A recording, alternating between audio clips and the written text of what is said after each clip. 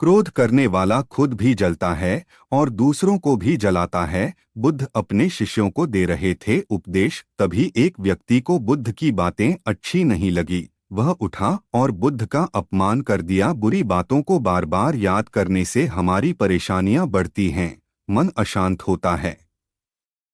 इसीलिए दुख देने वाली बातों को भूलकर आगे बढ़ना चाहिए। इस संबंध में गौतम बुद्ध का एक प्रसंग प्रचलित है।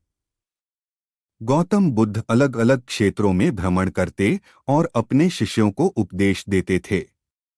एक गांव में वे उपदेश दे रहे थे। बुद्ध ने कहा कि क्रोध ऐसी अग्नि है जिसमें क्रोध करने वाला खुद भी जलता है और दूसरों को भी जलाता है। बुद्ध के प्रवचन सुनने के लिए बड़ी संख्या में लोग वहां बैठे थे। उन लोगों में बहुत गुस्से वाला एक व्यक्ति भी बैठा हुआ था। उसे ये बातें पसंद नहीं आई। वह अचानक उठा और बोलने लगा कि बुद्ध, तुम पाखंडी हो, बड़ी बड़ी बातें करना ही तुम्हारा काम है। तुम लोगों को भ्रमित कर रहे हो। तुम्हारी ये बातें आज कोई मायने नहीं रखती हैं। व्यक्ति लगातार बुद्ध को अपमानजनक बातें सुना रहा था। वहां बैठे सभी लोग ये देखकर हैरान थे कि बुद्ध ये सब शांति से सुन रहे थे, लेकिन कुछ बोल नहीं रहे थे। क्रोधी व्यक्ति बुद्ध को शांत देखकर और ज्यादा क्रोधित हो गया।